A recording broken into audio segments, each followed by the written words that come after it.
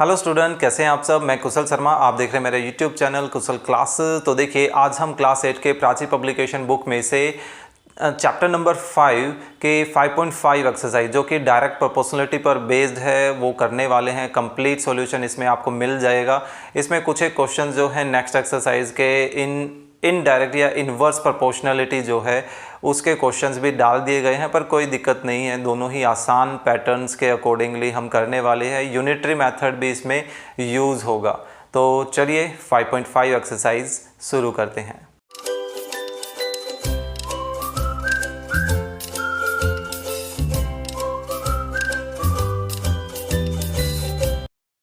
तो चलिए 5.5 exercise start करते हैं। फर्स्ट एमसीक्यू बेस्ड क्वेश्चन है। फर्स्ट पार्ट है, if a car covers 82.5 kilometre in 5.5 litres of petrol then the car covers distance in 13.2 litres of petrol.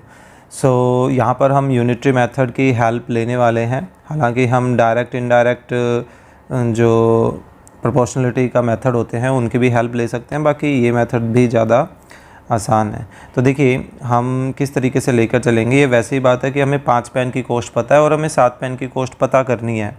तो हम क्या करते हैं, सबसे पहले तो ये लिखेंगे हियर कि distance covered in 5.5 litres of petrol, कि भाई 5.5 लीटर पेट्रोल में कितना डिस्टेंस कवर किया गया, 82.5 किलोमीटर।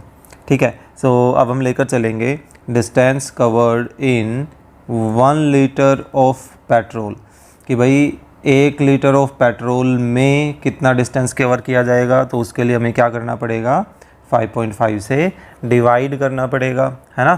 भाई 5 पेन की कॉस्ट 20 रुपये, तो 1 पेन की कॉस्ट निकालने के लिए हम क्या करते हैं, 20 को 5 से डिवाइड कर देते हैं, जो कि 4 आ जाता है। यानी कि 1 पेन 4 रुपये का है, यानी कि 5 पेन जो हैं वो 4 + 4 + 4 + 4 यानी कि 20 रुपये के। ऐसे हो गए ना। तो बिल्कुल वही काम। तो इतने किलोमीटर आ जाएगा। फ़िलहाल इसको सॉर्ट करें ना करें या बाद में कर लें, एक ही बात। अब हम उसको लेकर चलते हैं। नाउ द डिस्टेंस कवर्ड इन, कितने में पता करना है, 13.2 लीटर्स ऑफ पेट्रोल, कि भाई 13.2 लीटर ऑफ पेट्रोल में कितना डिस्टेंस कवर होगा। तो देखिए 82.5 का अगर हम पॉइंट हटाएं तो डिवाइड में 10 आ जाएगा, और 5.5 का भी अगर हम डेसिमल हटा दें तो उसके डिवाइड में, तो ये डिनोमिनेटर में है तो उसका डिवाइड जो है एक तरह से न्यूमरेटर बन जाएगा। ठीक है।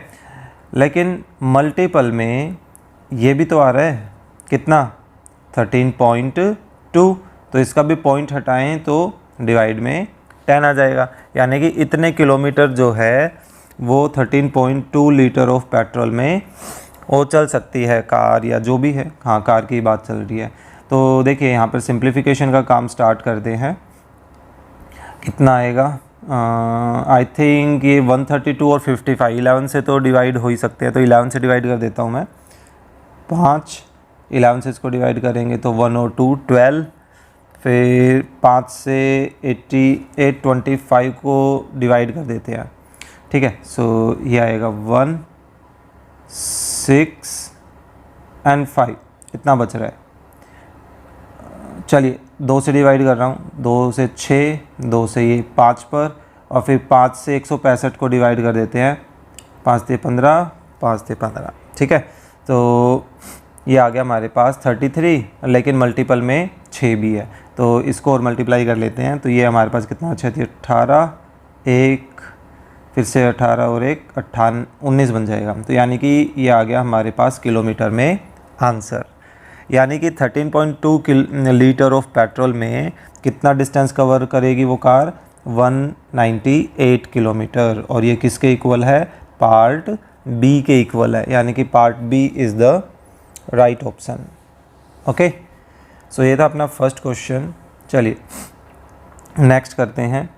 If the wages of 15 workers for 6 days. वैसे एक बात है कि इस यूनिटी मेथड में नॉर्मली बच्चे जो गड़बड़ करते हैं वो क्या गड़बड़ करते हैं कि भाई यहाँ से लेफ़्ट साइड में जो स्टार्टिंग करनी होती है ना, वो स्टार्टिंग ये क्या कर देते 82.5 किलोमीटर से स्टार्टिंग कर देते और 5.5 लीटर राइट साइड में लिखते, जो कि एक्चुअली गलत है। तो इसकी पहचान कैसे करें? सिंपल सी पहचान ये है कि भाई जो यूनिट आपको 2 बार दी गई है, जैसे लीटर और लीटर, है ना, ये चीज़ आपको 2 बार दी गई है, तो ये पहचान है कि आपको लीटर वाला पोर्शन जो है इक्वल के लेफ़्ट साइड में रखना है, ठीक है, लीटर से शुरुआत करनी है। और जो सिंगल टाइम दी गई है, या ये कहे कि जो हमें फाइंड आउट करना है कि कितना डिस्टेंस कवर करेगी, डिस्टेंस कवर क्या है अपने पास ये है ना, तो जो चीज़ निकालनी है वो इक्वल के राइट साइड में होनी चाहिए। इस चीज़ का थोड़ा सा ध्यान रखें। तो सेम काम हम कुछ यहाँ पे भी करेंगे। क्या है? If the wages for 15 workers for 6 day is 9450, then the wages for 19 workers for 5 day is, wages पता करना है कि भाई 19 वर्कर के लिए 5 दिन का कितना जो है वेज हो जाएगा, है ना। तो ऑब्वियस सी बात है, हम वेजेस से रिलेटेड जो मैटर है वो राइट साइड में रखेंगे और बाकी चीज़ों को लेफ़्ट में लेकर चलते हैं। तो देखिए, वेज फॉर या ऑफ 15 वर्कर्स फॉर 6 डेज़ कितना है? ₹9450, है ना। लेकिन अगर हम ये पता करना चाहें कि भाई एक वर्कर के लिए क्या होगा, कि भाई एक वर्कर का हमारे पास कितना वेतन होगा, तो उसके लिए हम यहाँ पे क्या करते हैं 1। तो जैसे ही 1 वर्कर का 6 डेज़ का हम वेतन अगर पता करना चाहते हैं, वेजेस मतलब वेतन ही हो गया ना, सैलरी होगी एक तरह से, सो हमें क्या करना पड़ेगा, वही 15 से डिवाइड कर देना पड़ेगा, क्योंकि ये जो था वो 15 वर्कर्स का था वेतन, तो एक वर्कर का निकालने के लिए 15 से डिवाइड कर दिया, ठीक है। फिर उससे अगली लाइन में हम एक ही वर्कर का एक दिन का पता करते हैं। तो ये जो था ये वेतन 6 दिन के लिए था उसका, लेकिन हमें तो एक दिन का पता करना है ना। तो एक दिन का पता करने के लिए अब हम क्या करेंगे, 6 से डिवाइड कर देंगे। ओके, हमारा जो सारा मैटर था वो 1-1 में कन्वर्ट हो गया। अब हम अपने अकॉर्डिंगली इनको चेंज कर सकते हैं। 19 वर्कर का पता करना है, चलिए 19 का पता करते हैं कि wages of 19 workers for 1 day, अभी 1 डे के लिए ही रखते हैं, ठीक है।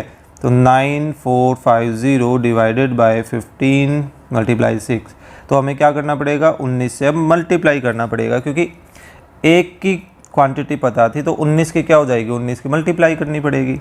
लेकिन हमें तो 19 वर्कर्स का वेतन कितने दिनों के लिए पता करना है, 5 दिनों के लिए।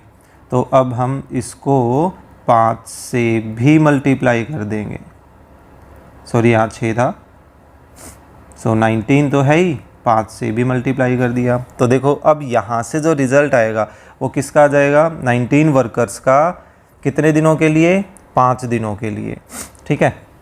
सो चलिए कैलकुलेशन का काम करते हैं। 5 से इसको कैंसिल कर देते हैं, 3, ये 945 जो है 3 से डिवाइड हो जाएगा, हाँ हो जाएगा। सो इसको 3 से कर देता हूँ मैं डिवाइड, या थोड़ा सा इधर लिख लेते हैं कैलकुलेशन। आप एक एक स्टेप करना चाहें एक एक स्टेप भी कर सकते हो, उससे कोई दिक्कत नहीं है, ठीक है। मैं 3 से इसको कैंसिल कर रहा हूँ, 3, 1, 5 और पीछे एक 0 भी है, ठीक है। सो क्या ये 6 से डिवाइड हो जाएगा, हाँ 6 से डिवाइड हो रहा है, इसको पूरा पूरा 6 से डिवाइड कर ही देते हैं। तो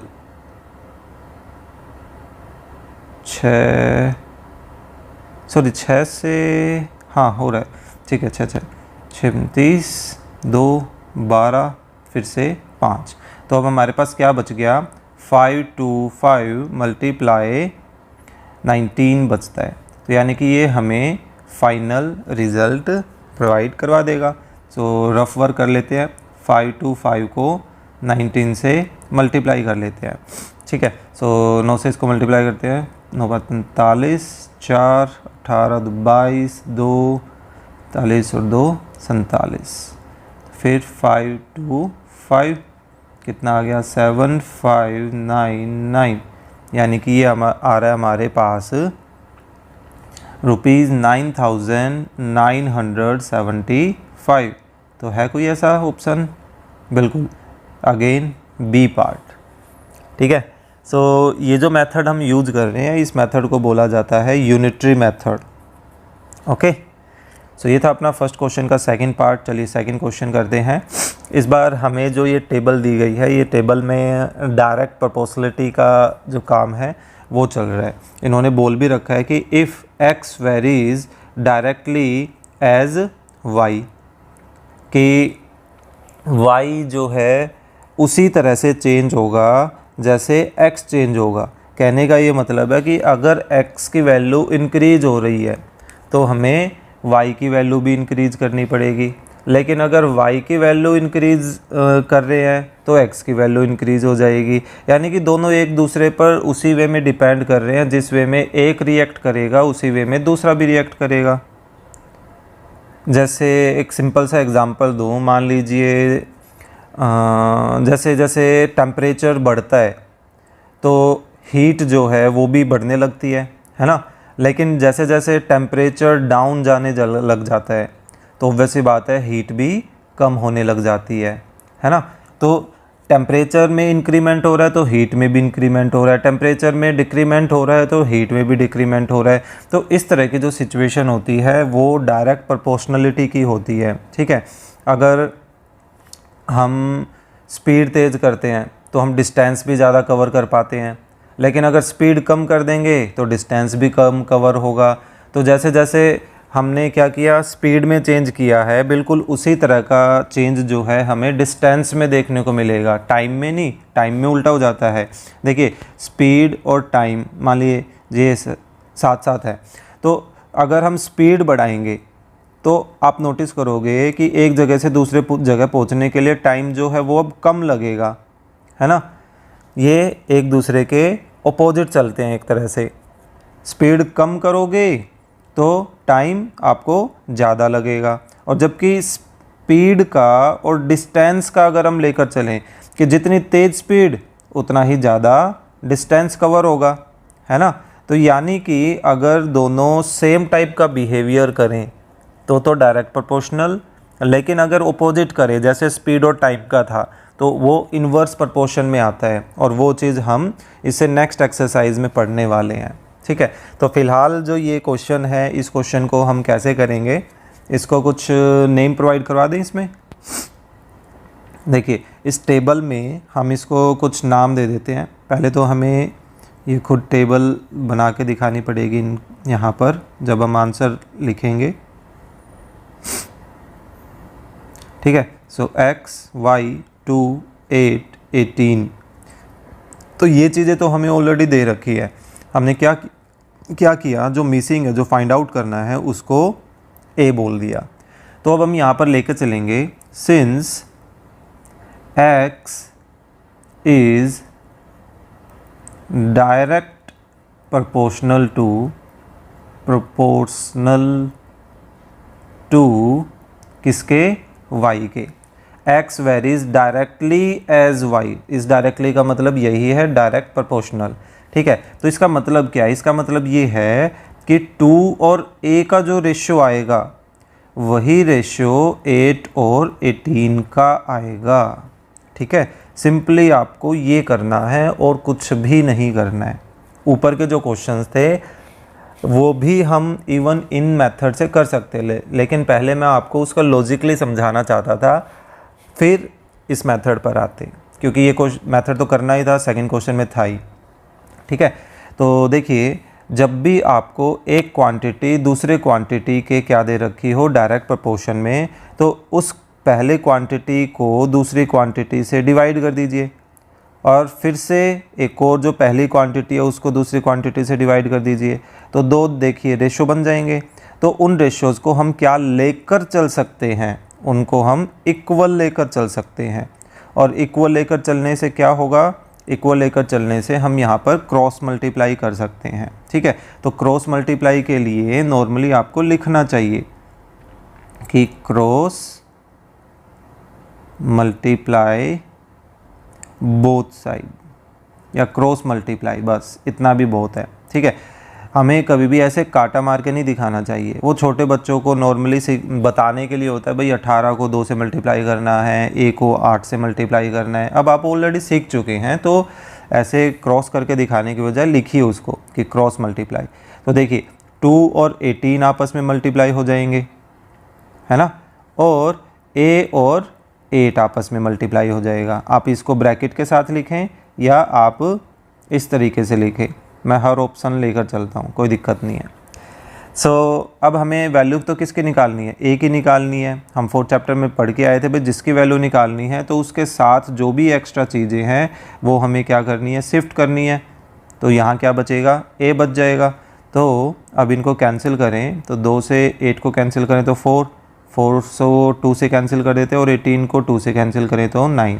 तो यानी कि हमारे पास ये जो मिसिंग क्वांटिटी है वो मिसिंग क्वांटिटी किसके इक्वल आ गई, 9/2 के इक्वल आ गई। देखिए यही करना था हमें इसमें, और कुछ भी नहीं है इस क्वेश्चन में।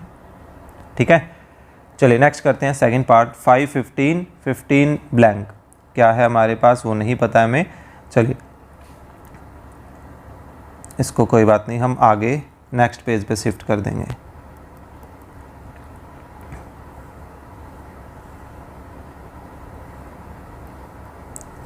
देखिए x, y, 5, 15, 15 एंड ब्लैंक, उस ब्लैंक को चलिए a बोल दें। ठीक है, अब या मैं एक काम करता हूँ, पहले एक बार पेज इंक्लूड कर ही देता हूँ। ठीक है,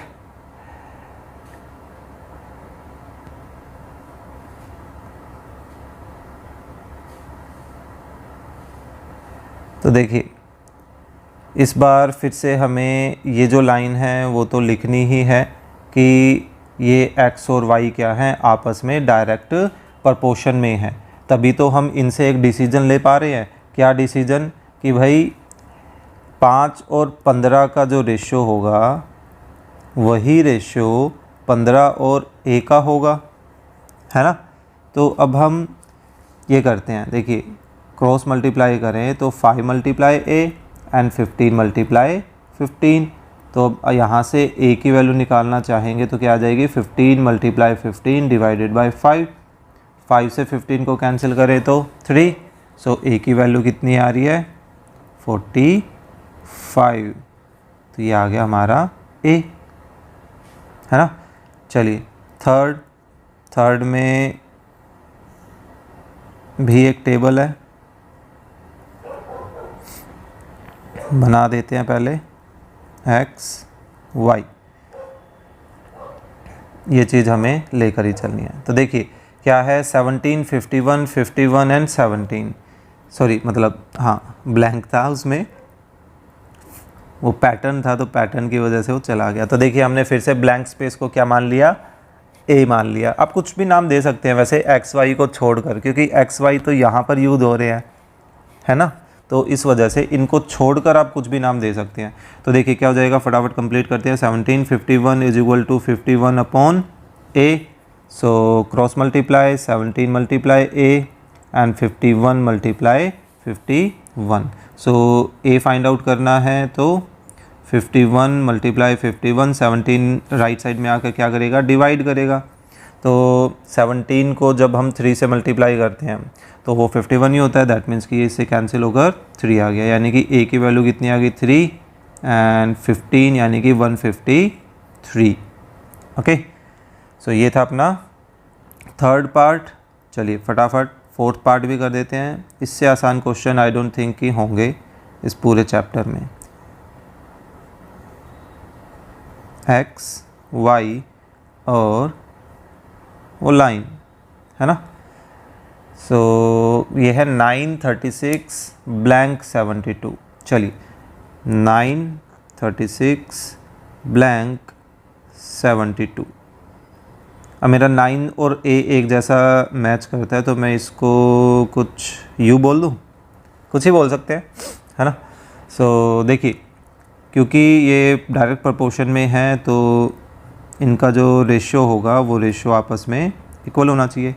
अब u जो है वो ऑलरेडी न्यूमरेटर में था, तो हम एक और तरीका कर सकते हैं, आपको क्रॉस मल्टीप्लाई करने की ज़रूरत नहीं है।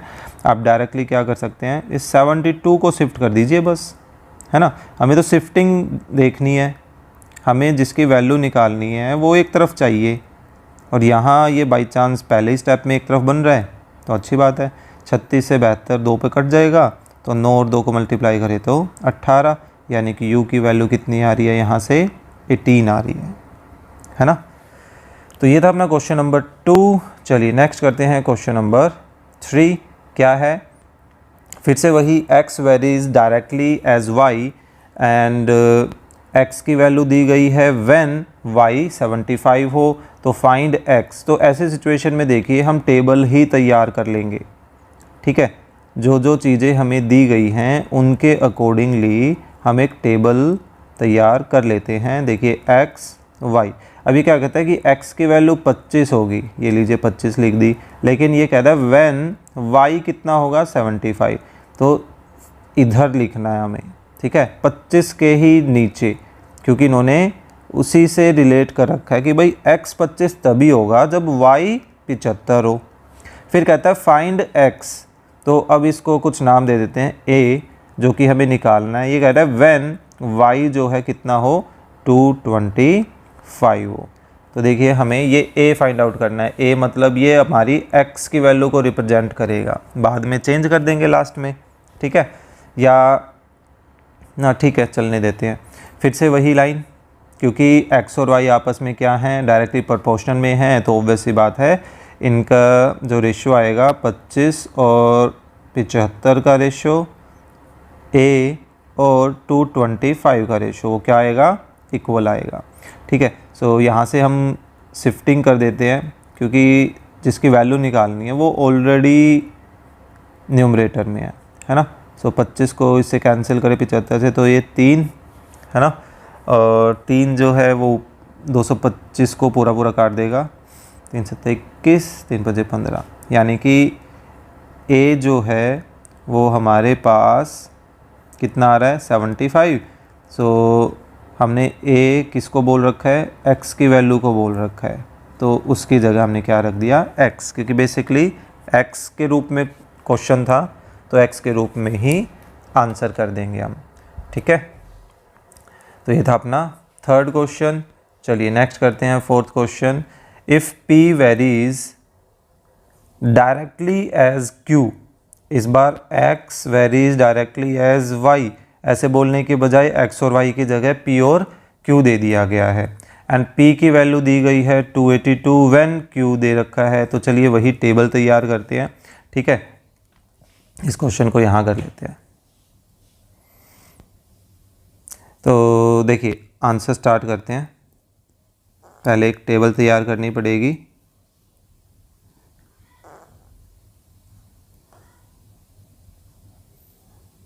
तो देखिए एक्स वाई नहीं, माय मिस्टेक, इस बार इन्होंने p और q गिवन है ना। तो p is equal to 282 sorry, and q is equal to 5.1, ठीक है। और फिर कह रहा है if q is equal to 6.8 then what is p, तो इसको कुछ नाम दे दें फिलहाल, उसकी तरह ही a नाम दे दिया हमने इसको। अगेन फिर से हमें वही लाइन लिखनी है, बस फ़र्क ये होगा कि इस बार x और y की जगह क्या आ गए, p एंड q आ गए, ठीक है। So 282 divided by 5.1 is equal to a upon 6.5।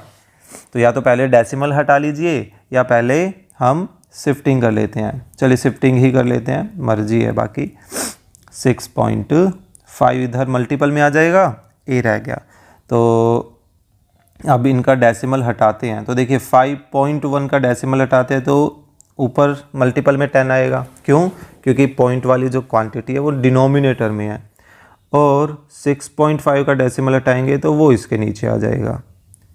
ठीक है, एक दूसरे के नीचे बोल सकते हैं। तो 10 से 10 तो पूरा पूरा कैंसिल हो गया, है ना।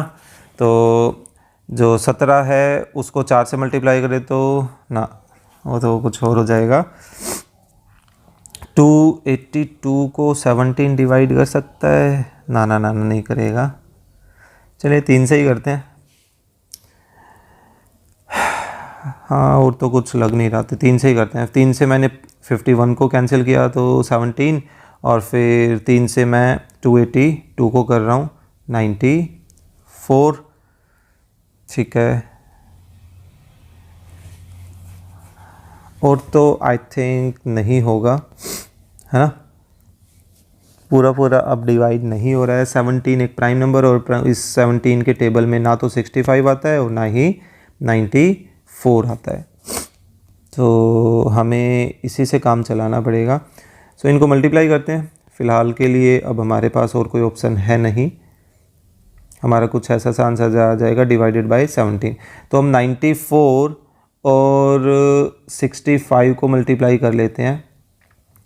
20 0 2 43 47 मल्टीप्लाई 24 2 36 सॉरी 54 और 56 70 11 1 10 11 6, ये आ गया हमारे पास। ठीक है, सो 110 6110। अब हमें इसको 17 से डिवाइड करना है, इस पूरे को डिवाइड करना पड़ेगा हमें। तो पहले तो 3 पर ही जाएगा, 51 0, फिर नेक्स्ट वैल्यू, फिर 5 पर चला जाएगा क्योंकि 17 5 81 बनेगा, फिर उससे ज़्यादा हो जाएगा, फिर वो 15 और 1 16 बच जाएगा, फिर 0। और अब तो आई थिंक ये 170 है तो 9 पर ही जाएगा। अभी और कोई ऑप्शन लग नहीं रहा, ये था 5 पर, 9 पर। 17 9 ज़ा 153, शायद से यही है। और यहाँ बच गया 7, अलग से भी और 0 उतारेंगे तो ऊपर डेसिमल लग जाएगा। बस एक डेसिमल तक ही हम निकाल देंगे, ज़्यादा हम नहीं करने वाले हैं। ठीक है, सो 70 70 70 70, तो ये आई थिंक 4 पर चला जाएगा, 68 होता है ना। कोई बात नहीं, बस हम एक डेसिमल तक निकाल देते हैं। तो ए की वैल्यू जो है, या ए को हमने क्या नाम दे रखा है, किसकी वैल्यू निकालनी थी? क्यू की वैल्यू निकालनी थी, है ना। सो ए की जगह हम क्या लिख सकते हैं, सॉरी मैं क्यू बोल रहा हूँ, पी की वैल्यू, ध्यान कहीं और होता है। सो पी आ रहा है हमारे पास 359.4 के इक्वल। ये पॉइंटों में कैलकुलेशन इसकी सबसे ज़्यादा थी, सबसे ज़्यादा टाइम लगा इस क्वेश्चन में। चलिए कोई बात नहीं, ये था अपना 4th क्वेश्चन। चलिए नेक्स्ट करते हैं 5th क्वेश्चन। क्या है अपना 5th? L varies directly as M। अब हमें L और M के रूप में दिया गया है, तो वही टेबल बना लेते हैं। चलिए, टेबल बनाने से काफ़ी हद तक जो अपना लिखने का काम है वो कम हो जाता है ना। जो इन्फॉर्मेशंस हमें दी गई हैं वो सारी इस छोटी सी टेबल में आ जाती हैं। तो देखिए, अब L और M है, ना XY है ना PQ है, और L इक्वल टू 5 गिवन है, when M is equal to 2/3 है। ठीक है, फाइंड L, तो इसको कुछ A बोल देते हैं, व्हेन M इज 16/3, 16/3। फिर से वही लाइन, कौन सी, कि भाई L और M जो हैं आपस में एक दूसरे को वेरी करते हैं। कैसे? डायरेक्टली, तो यानी कि डायरेक्ट प्रपोर्शन में। तो L एंड M लिख दिया यहाँ पे। तो क्या क्या आ जाएगा, 5 divided by 2/3 is equal to A upon 16/3। तो देखिए यहाँ पर डिनोमिनेटर का भी डिनोमिनेटर है 3, जो कि एक्चुअल में कहाँ चला जाएगा, मल्टीपल में शिफ्ट हो जाएगा ऊपर। तो इसको हम क्या कर सकते हैं 5, क्योंकि देखिए किसी चीज़ से डिवाइड करना या उसके रेसिप्रोकल से मल्टीप्लाई करना एक ही चीज़ है। तो देखिए 3 अब भी ऊपर आ गया ना, तो वही लॉजिक था। ऐसे ही हम या तो इस कंप्लीट 16/3 को इधर शिफ्ट कर लेते हैं, ये पूरा का पूरा इधर आकर मल्टीप्लाई में आ जाएगा। भाई डिवाइड कौन कर रहा था 16/3, तो जब राइट से लेफ्ट में शिफ्ट होगा तो ये पूरे का पूरा मल्टीपल में शिफ्ट होगा ना, यानी कि 16/3 ही बन के ये शिफ्ट होगा। तो देखिए 3 से 3 कैंसिल, 2 से 16 को कैंसिल करें तो 8, तो a की वैल्यू कितनी आ रही है 40, यानी कि a जो है वो किसको रिप्रेजेंट कर रहा है, l को रिप्रेजेंट कर रहा है। तो a की जगह हम क्या लिख सकते हैं l, यानी कि हमारे पास l की वैल्यू आ गई 40 के इक्वल। तो ये था अपना 5th क्वेश्चन। चलिए नेक्स्ट करते हैं 6th क्वेश्चन। क्या है, x varies directly as y। इस बार अपनी वो लाइन एज इट इज़ काम आ जाएगी। चलिए सेम टाइप का क्वेश्चन दिया गया है तो क्यों ना फटाफट इसको कंप्लीट कर दिया जाए।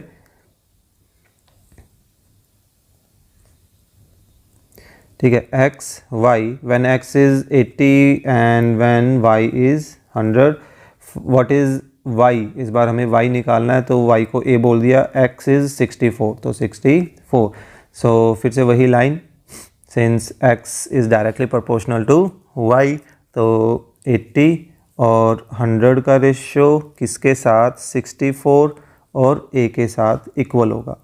तो देखिए क्रॉस मल्टीप्लाई कर दें, अब 64 और 100 आपस में मल्टीप्लाई करेंगे, फिर यहाँ से a की वैल्यू निकालनी है तो 80 जो है लेफ़्ट से राइट में शिफ्ट होगा तो डिवाइड में शिफ्ट होगा, है ना।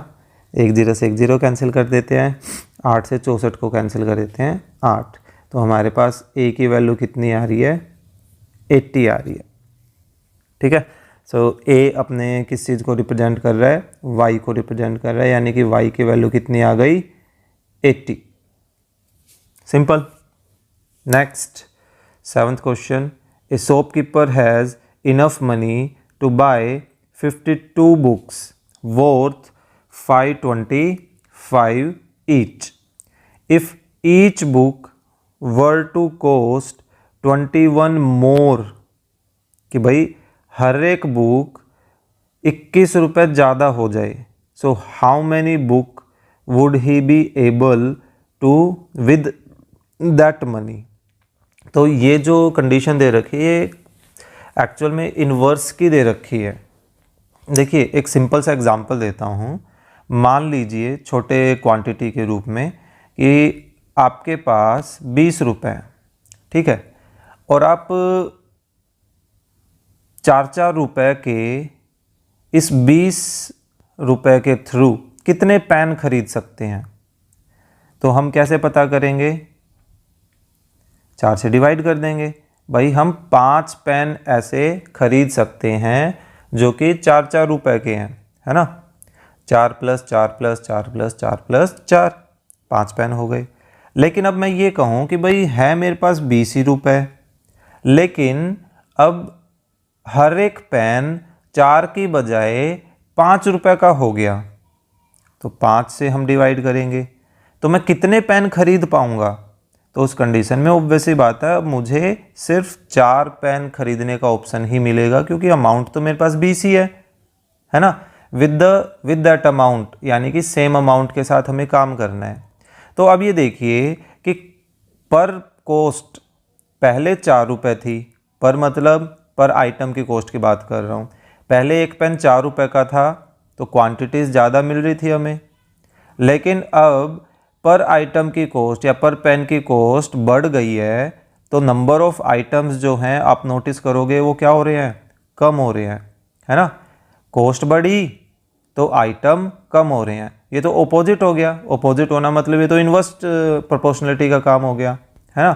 तो यहाँ पर ये नहीं समझ आ रहा कि ये इस एक्सरसाइज में क्यों दे रखा है। ये एक क्वेश्चन अलग है, बाकी क्वेश्चन फिर से वही डायरेक्ट प्रोपोर्शनलिटी के ही हैं हमारे पास।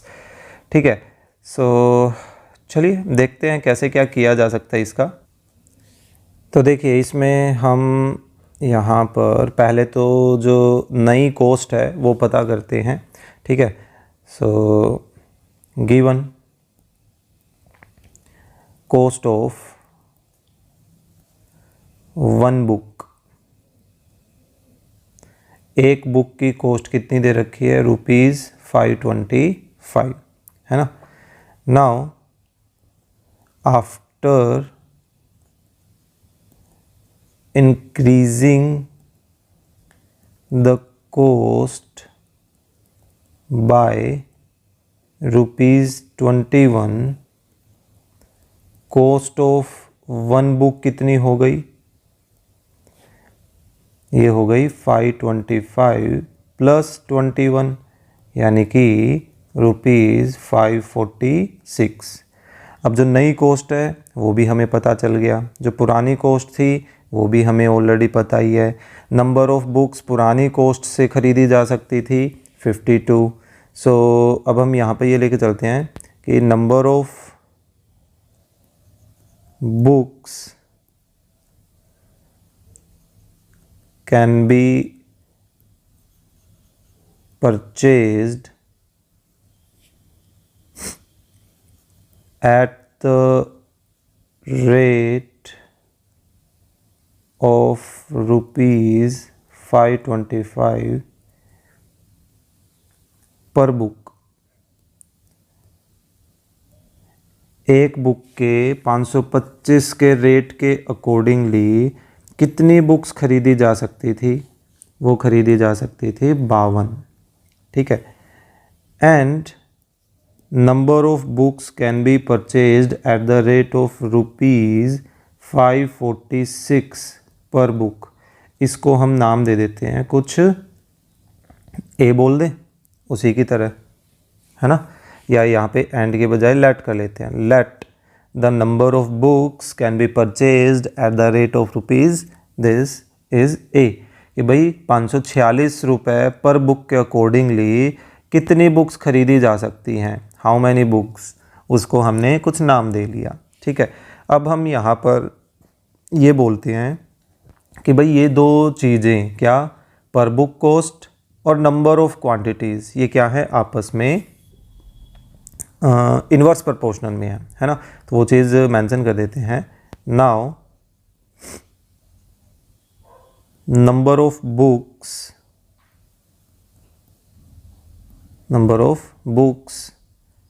say X is inversely proportional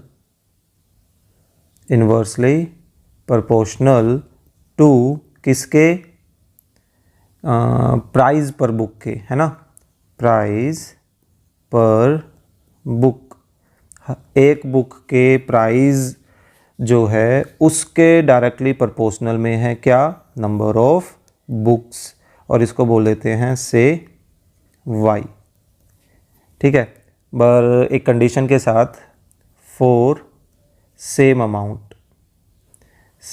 amount या मनी बोल दीजिए, एक ही बात रहेगी, फॉर सेम मनी या सेम अमाउंट, कि भाई एक ही अमाउंट है। जैसे हमने वो 20 रुपये डिसाइड किया था ना, 20 रुपये में एक, अगर आप 4 रुपये के पेन खरीदो तो 5 आते हैं, और 5 रुपये के पेन खरीदो तो 4 आते हैं, चेंज हो जाता है। तो वही चीज़, तो यहाँ पर भी आप टेबल बना के दिखाना चाहो तो टेबल बना के दिखा सकते हो एक्स और वाई के अकॉर्डिंगली, ठीक है। देखिए एक्स और वाई, एक्स हम किसको बोल रहे हैं, नंबर ऑफ बुक्स को, ठीक है। नंबर ऑफ बुक्स एक बार है 52 और एक बार है ए, लेकिन 52 बुक्स कितने रेट के अकॉर्डिंग है, 525 के अकॉर्डिंग है, और नंबर ऑफ ए बुक्स किसके अकॉर्डिंग है, 546 के अकॉर्डिंग है। अब यहाँ देखिए इन्वर्स प्रोपोर्शनलिटी का फ़र्क क्या पड़ेगा। इन्वर्स प्रोपोर्शनलिटी में एक्चुअली इन एक्स और वाई का रेशियो लेने के बजाय इनका प्रोडक्ट लिया जाता है, ठीक है।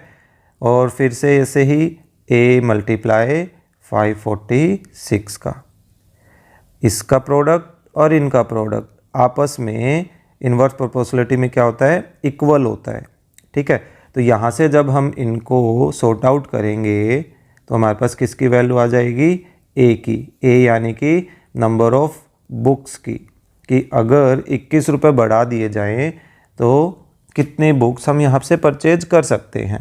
ठीक है, तो यहाँ थोड़ा बहुत कैंसिलेशन करते हैं।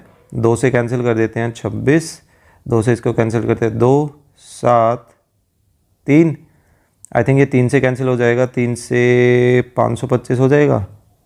हाँ, 3 से 525 हो जाएगा, 3, 9, 1, ये करें तो 1, 7, 5 ये बन रहा है।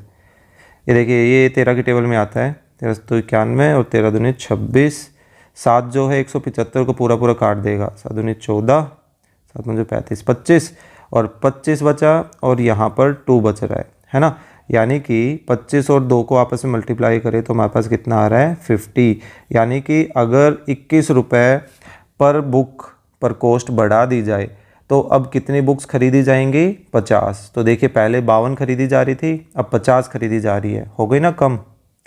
तो अब आप बोल सकते हो वही same line, if each book were to cost इतने more than 50 books can be purchased. Okay, so ये था अपना फाइनल आंसर। हम लिख देते हैं therefore if the price of per book is increased by rupees 21, then we can purchase 50 books। तो देखिए आ गया हमारा आंसर। ओके, चलिए नेक्स्ट करते हैं क्वेश्चन नंबर 8। क्या है question number 8? A worker is paid 600 for 8 days work if he works for 20 days। 8 दिन के लिए 600 मिल रहे हैं तो 20 दिन के लिए कितने मिलेंगे ये बताना है। सिंपल सा हो गया ना भाई, कम दिन काम करेगा तो कम रुपए मिलेंगे, ज़्यादा दिन काम करेगा तो ज़्यादा रुपए मिलेंगे। यानी कि ये किसकी पहचान है? ये डायरेक्ट प्रोपोर्शनलिटी की पहचान है। ठीक है, सो कई देर हो गई हमें डायरेक्ट प्रोपोर्शनलिटी पे काम करते हुए, हम इस बार इसको यूनिटरी मेथड से करते हैं। ठीक है, चलिए देखिए 2 चीज़ें सेम क्या दी गई हैं, डेज दिए गए हैं, तो हम उसके अकॉर्डिंगली शुरुआत करेंगे। Okay, so money he will get in 8 days, ऐसे लिख देते हैं। Money worker will get in 8 days। 8 दिन में वर्कर कितनी मनी लेगा? 600 रुपये। So money worker will get in 1 day। एक दिन में कितनी लेगा? 8 से डिवाइड कर देते हैं। So money worker will get in 20 days। 20 days में हमें पता करना है, सो इसको मल्टीप्लाई बाय 20 कर दें, है ना। सो 8 से कैंसिल कर दें, पूरा पूरा हो जाएगा। 4 से कर देते हैं पहले, 4 दूनी 8, 4 पंजे 20, 2 से इसको कैंसिल कर देते हैं 300। ये कैलकुलेशन आसान थी। तो ये कितना आ गया 5 × 3 1500, यानी कि वो 20 दिन में कितने रुपए लेगा? 1500 रुपीज़। ओके, अगर आपको इसको उससे दूसरे मेथड से करना होता तो आप इसको किस तरीके से करते? लेट करते, let the worker will get money in 20 days। उसको हम लेट कर लेते, कुछ ए बोल दे। देयरफॉर जो टेबल बनती अब, वो टेबल क्या बनती? देखिए एक्स और वाई बोल दे कि एक्स है नंबर ऑफ डेज और वाई है कि कितने रुपए उसको मिल रहे हैं। तो यहाँ पर ये चीज़ भी हमें वैसे बतानी पड़ती, let x denote the number of days and y denote the amount he get, and x denote the number of days and y denotes the amount या the money a worker will get, कि एक worker को कितनी money मिलेगी। अब आप वो table बना दीजिए ऐसे कि भाई 8 दिन में उसको 600 रुपये मिल रहे हैं, तो 20 दिन में कितने मिलेंगे उसको हमने ए बोल रखा है। तो अब आप बता दीजिए फिर से वही बात कि भाई सिंस एक्स और वाई क्या है, आपस में डायरेक्ट प्रोपोर्शनल में है, यानी कि 8 और 600 का रेशो और 20 और ए का रेशो आपस में कैसा होगा, equal. So A multiply 8 and 20 multiply 600। तो देखिए ए की वैल्यू क्या आ जाएगी, 20 मल्टीप्लाई 600 डिवाइडेड बाय 8। तो इसको कैंसिल करके भी आपके पास क्या आने वाला है, वही 1500 रुपीज़, है ना। क्योंकि देखिए 20 600 का मल्टीप्लाई और डिवाइडेड बाय 8, ये सेम चीज़ यहाँ पर भी थी, है ना। तो इसी की तरह आप वही लाइन लिख सकते हैं कि भाई उसको 20 दिन में कितना वेजेस मिलेगा, कितनी मनी मिलेगी, 1500 रुपये की। ठीक है, बाकी यूनिटरी मेथड इस मामले में छोटा रहता है, इस वजह से पहले वो करवाया था मैंने। होप सो समझ आ रहे होंगे। चलिए नेक्स्ट करते हैं। A car is travelling 50 kilometre distance in 1 hour, how much distance would it travel in 12 minutes. Simple सा है, देखिए 1 घंटे का मतलब है 60 मिनट, कि भाई वो 60 मिनट में इतना चल रहा है, तो 12 मिनट में कितना चलेगा। तो हमें सेम चीज़ क्या दी गई है, टाइम दिया गया, तो उसके अकॉर्डिंगली यूनिटरी मेथड की हेल्प लेते हैं कि distance covered in 1 hour, 1 hour को हम लिख देते हैं 60 मिनट, कि 60 मिनट में कितना डिस्टेंस कवर कर रहा है, 50 किलोमीटर का। Therefore distance covered in 1 minute, कि भाई 1 मिनट में कितना डिस्टेंस कवर करेगा, डिवाइडेड बाय 60, है ना। देयरफॉर डिस्टेंस कवर्ड इन 12 मिनट, 12 मिनट में कितना डिस्टेंस कवर करेगा, मल्टीप्लाई बाय 12 हो जाएगा। तो 12 से 60 को कैंसिल, 5 को इससे करें तो 10, तो यानी कि हमारे पास कितना आ गया, 10 किलोमीटर, यानी कि वो 12 मिनट में कितना डिस्टेंस कवर करेगा, 10 किलोमीटर। सिंपल। इसी को आप डायरेक्ट प्रोपोर्शनलिटी से करना चाहते हैं तो फिर से अब आपको पता है कि भाई किसको ए मानना है, कि कितना डिस्टेंस उसने कवर किया 12 मिनट में, उसको हम ए कंसिडर करेंगे। ठीक है, तो ये था अपना 9th क्वेश्चन। चलिए नेक्स्ट करते हैं क्वेश्चन नंबर 10। क्या है, a hostel of 500 boys had provision for 4 days। If the provision were continued for 20 days, how many student have gone out of the hostel. कि अगर वो जो प्रोविज़न था, यानी कि मान लीजिए एक तरह से अपने क्या कहते हैं, राशन, है ना, कि भाई 500 बच्चों के लिए हॉस्टल में 4 दिनों का राशन था खाना बनाने के लिए, कुछ भी जैसे भी था, है ना। तो कितने बच्चे हॉस्टल से बाहर चले गए कि वो 4 दिन का खाना जो है वो 20 दिन चला, हमें इस तरीके से पता करना है। तो देखिए ये जो क्वेश्चन है ये भी इन्वर्स प्रोपोर्शनलिटी का है। क्यों, देखिए हमें सिंपल सा ये बोला गया है कि भाई 500 के लिए 4 दिन का खाना है, ठीक है, तो 20 दिन का खाना कितनों के लिए हो जाएगा। अब खाना तो सेम है, अब ऑब्वियस सी बात है, मान लीजिए छुट्टियां होंगी या कुछ भी हो गया कि वो 4 दिन का खाना 20 दिन चला, यानी कि खाना तो सेम था और नया नहीं लेके आ रहे थे। ये वैसी बात है, वो जैसे अमाउंट की बात चल रही थी, भाई सेम अमाउंट में नंबर ऑफ़ बुक्स हमें परचेज करनी है, कॉस्ट बढ़ा दे या घटा दे, तो सेम खाना 4 की जगह 20 दिन चल रहा है, तो ऑब्वियस सी बात है नंबर ऑफ़ पर्सन्स जो हैं वो कम हुए होंगे ना। तो नंबर ऑफ़ डेज तो बढ़ गए, लेकिन जो नंबर ऑफ़ बॉयज़ हैं वो क्या होने चाहिए, कम। तो ये पहचान किसकी है, इन्वर्स प्रोपोर्शनलिटी की, ना कि डायरेक्ट प्रोपोर्शनलिटी की। ठीक है, इन क्वेश्चंस को आप यूनिटरी मेथड से नहीं कर सकते हैं, ठीक है, कभी आप ये सोचो कि भाई इन्वर्स प्रोपोर्शनलिटी वाले क्वेश्चन भी आप यूनिटरी मेथड से कर सकते हैं। देखिए आप ये सोचें भाई 4 दिन का खाना कितने बच्चों के लिए था, 500 बच्चों के लिए था, तो 1 दिन का खाना कितने बच्चों के लिए होगा, डिवाइडेड बाय 4 कर दिया, और फिर 20 दिन का खाना कितने बच्चों के लिए होगा, 20 से मल्टीप्लाई कर दिया। तो ये तो उल्टा हमारे पास कितना आ गया, 2500 बच्चों के लिए। तो ये तो ज़्यादा हो गए, है ना। ज़्यादा होने से खाना जल्दी ख़त्म होएगा या और ज़्यादा दिन चलेगा, जल्दी ख़त्म होना था।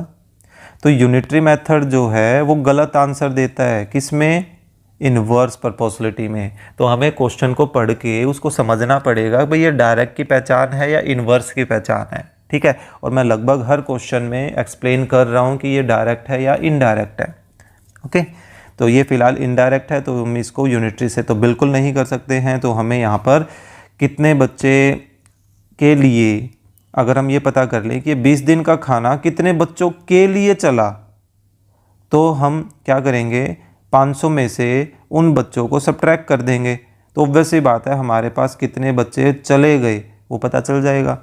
मान लो जस्ट एन एग्जांपल, ये 20 दिन का खाना 200 बच्चों के लिए चला, यानी 200 बच्चे हॉस्टल में रहे थे, तो 200 बच्चों ने खाना खाया, तो कितने बच्चे चले गए, 300 बच्चे, यानी कि उनका डिफरेंस, यानी 300 हमारा आंसर हो जाएगा। तो हम टारगेट डायरेक्टली इस पर नहीं कर रहे कि कितने गए, हम उस पर कर रहे हैं कि 20 दिन का खाना कितने बच्चों के लिए चला, ठीक है। सो लेट किसको करेंगे, लेट करते हैं, let the provision were continued for 20 days, या number of boys, let the number of boys for which provision continued for 20 days, कि भाई 20 दिन के लिए जो खाना था, जो प्रोविज़न था, वो कंटिन्यू रहा कितने नंबर ऑफ बॉयज़ के लिए, उसको हम लेट कर रहे हैं ए, ठीक है। बाकी चीज़ें हमें दे ही रखी हैं गिवन में कि 4 दिन के लिए खाना 500 बच्चों के लिए चल रहा है। तो यहाँ पर x और y को और लेट कर लेते हैं, let x denotes the number of days, ठीक है। नंबर ऑफ डेज को हम डिनोट कर लेते हैं x से, and y denotes the number of boys, the number of boys. Now x is inversely proportional, अब डायरेक्ट नहीं है ना, inversely proportional to y, y की इन्वर्सली प्रोपोर्शनल में है ना।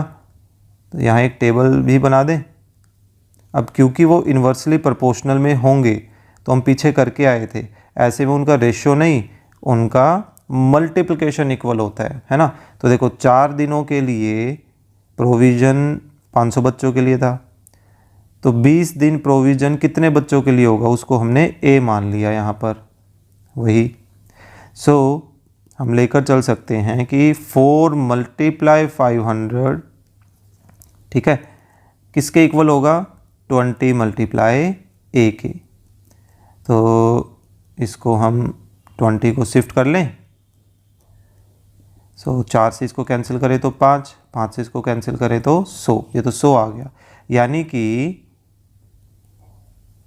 हमारे पास 20 दिन खाना कितने बच्चों ने खाया, 100 बच्चों ने खाया। तो कितने बच्चे चले गए हॉस्टल से वो हमें पता करना है। Therefore number of students who have gone out of the, sorry school बोलने वाला था, out of the hostel, hostel से कितने बच्चे चले गए, टोटल स्टार्टिंग में थे 500, 500 में से सिर्फ 100 ने 20 दिन कंटिन्यू किया, तो यानी कि कितने बच्चे चले गए, 400 बच्चे चले गए, ठीक है। तो ये इन्वर्स प्रोपोर्शनलिटी का क्वेश्चन था। तो इस तरह से हमने इसको ख़त्म किया। अब सो समझ आ रहा होगा। चलिए नेक्स्ट करते हैं, लास्ट क्वेश्चन इस एक्सरसाइज का। A car covers a distance in 30 minute with an average speed of 60 kilometre per hour. ठीक है, what's should be the average speed to cover the same distance in 20 minute. देखिए थोड़ी देर पहले मैंने I think speed और distance के बीच में रिलेशन बताई थी। स्पीड और डिस्टेंस में रिलेशन तो किसकी होती है, डायरेक्ट की होती है ना। लेकिन स्पीड और टाइम भी मैंने साथ में कंपेयर किया था। स्पीड और टाइम जो है वो एक दूसरे के इन्वर्स होते हैं। स्पीड तेज़ करोगे तो कम टाइम लगेगा, स्पीड धीरे रखोगे तो ज़्यादा टाइम लगेगा, है ना। तो यानी कि ये क्वेश्चन भी किसका है, इन्वर्स प्रोपोर्शनलिटी का है।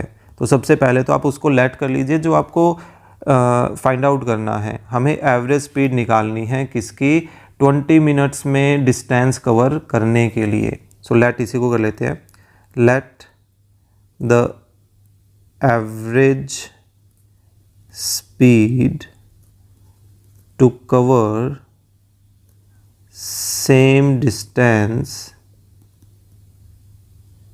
इन 20 मिनट्स। ये 20 मिनट में सेम डिस्टेंस कवर करने के लिए जो स्पीड है उसको हमने लेट कर लिया ए। ठीक है, ये ए अपना किलोमीटर पर आवर में ही है, लिख देते हैं चलिए किलोमीटर पर आवर। थोड़ा मैंने ऊपर लिख दिया, स्पेस कम था। अब यहाँ पे एक्स और वाई को लेट करते हैं। Let x denotes the speed of car and y denotes the time taken to cover the distance। ठीक है, डिस्टेंस को कवर करने में जितना टाइम लिया गया उसको y बोल दिया गया है। ठीक है, तो यहाँ पर जो टेबल बनेगी वो टेबल क्या बनेगी, देखते हैं। देखिए x y, x हमने किसको बोला है, स्पीड को। तो स्टार्टिंग में स्पीड कितनी है, 60 किलोमीटर पर आवर, और टाइम कितना है 30 मिनट। और फिर हमें टाइम 20 दिया गया है और स्पीड हमने उसमें a मान रखी है। तो अब हम यहाँ पर क्या बोलेंगे, हियर x एंड y क्या हैं, आर इनडायरेक्ट प्रोपोर्शनल या इनवर्स प्रोपोर्शनल।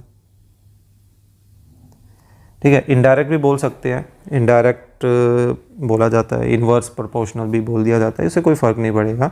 ठीक है, सो जैसे भी दिया गया है, इनडायरेक्ट बोला गया तो इनडायरेक्ट वर्ड यूज़ कर दीजिए।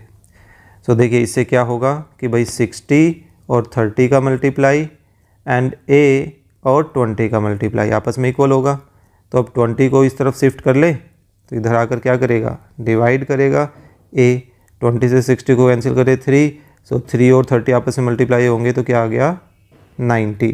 तो ये हमारे पास a की वैल्यू आ गई, यानी कि हमें क्या पता चल गया, एवरेज स्पीड पता चल गई। Therefore average speed to cover the same distance, obviously बात है स्पीड जो है वो बढ़ानी पड़ी क्योंकि हमें टाइम कम करना है ना।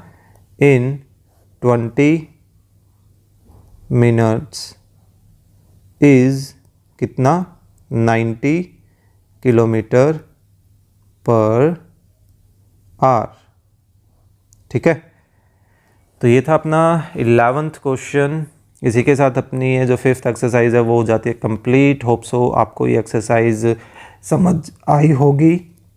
सो किसी भी तरह का अगर कोई डाउट रहता है तो प्लीज़ कमेंट बॉक्स में ज़रूर बताएं, उसका सोल्यूशन किया जाएगा। ओके, कंटेंट अच्छा लगा तो प्लीज़ लाइक करें, अपने फ्रेंड्स के साथ शेयर भी करें, और अगर आप चैनल पर नए हैं तो प्लीज़ सब्सक्राइब भी करें। Thank you.